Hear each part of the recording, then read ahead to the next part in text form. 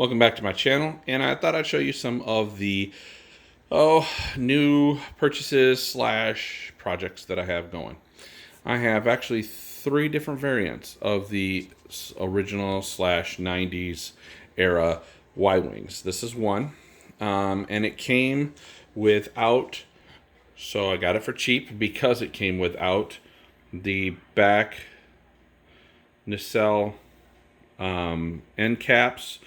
I don't know what you want to call them, but this part, these, and them parts. Now it did have these parts, so I do have two of them, but because these three, there's a person online that does 3D printing of these, and they're not super expensive, but they are kind of engineered to fit all together, and it didn't quite want to fit with the original ones, so I put all three, because it comes in a little kit with 8 struts, the engine caps, and the nacelle end caps. So I have this Y-Wing. I've got two more. They're both yellow leaders or gold leaders, but they're different versions. One is got a astromech that comes out of it. One has an astromech that's permanently in it. One is very, very weathered. The other one is just a variant. Then this is my sand crawler. I'm sorry about the garbage in the background, but my sand crawler. I got it pretty much inspired by the Mandalorian when they had one on there, and that made me look for it and found it. And I actually, believe it or not, found it for relatively cheap. They usually are upwards of, I want to say upwards of $120, and I got that one for $30. But it was one of those weird, real freak ones where I just happened upon it.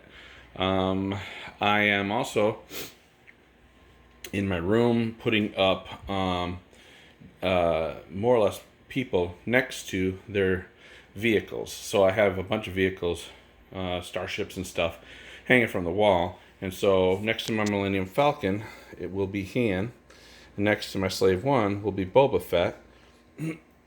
And next to my other Slave One will be Django. And then I'm not sure if I like that Boba Fett better than that one. Kind of hard to see, but I kind of like that one. Just his coloration. I'm a sucker for astromech droids, so I decided I would get this pack because I wanted him. I really wanted him. I liked him, really wanted him, and hey, they threw in Bosk for free. Got a extra B-Wing. My B-Wing, however, is going to get painted custom colors. And I'm also going to, you can see the bottom wing is not painted because it was missing a bottom wing. I now have a new bottom wing on there. It will get painted, primered, and then the entire thing will have a unique custom paint job. Speaking of custom paint job, this is about 3/4 of the way done. It's not, but it's close. It's getting closer. And this is going to be the blade wing. Now this looks like it's the cockpit, but in reality it is the cockpit upside down because the original blade wing only had half of a cockpit. So I dremeled off that bottom, and there'll be a, I don't know what you want to call it, piece of plastic here, and then here, and then there'll be a gun emplacement here. And then I'm going to, and yeah, if you tip it this way, it likes to fall. And I don't want the cockpit all locked in yet, so I just have those just kind of sitting on it to help it from falling out. I want to get the blade wing, which is off of Star Wars Rebels. I want to either fabricate some or get some original looking, or the guns, the cannons that looked like they came off the original blade wing. And then I cut off this piece right there that had this. I cut it off, and then I actually have the extra, it's not even a cockpit, but it looks like a little cockpit, and you can fit a Sabine Wren in it if you want to, but I'm just going to use it as a static model, so I'm not going to put her in it, but it'll sit down here because that was the gunner station on the original blade wing.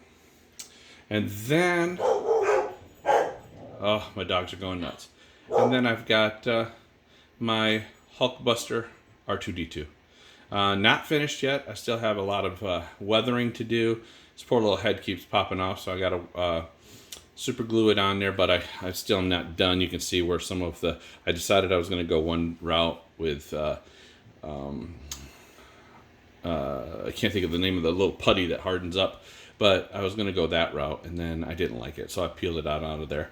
And then I think what I'll do is just do strips of plastic and stuff in there. But I've repainted him to a white with blue to look more like R2.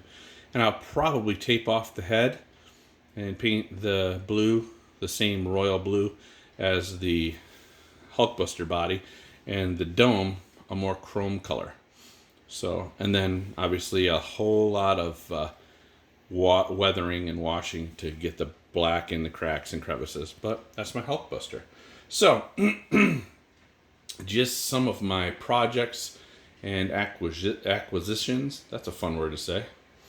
And thought you'd kind of like to see them. Again, I've got a couple more of these on the way, and I'm getting them for cheap because they're not complete. But it's not hard nowadays to find parts as long as you're not looking for original vintage parts. If you're looking for original vintage parts, you can find them, but you're going to pay for them too. And I'm not that style of collector. I'm a collector who likes to, you can see, customize and greatly customize and totally fabricate my collectibles. So if you like my video, please like, comment, and subscribe. And I look forward to seeing you next time. Thank you.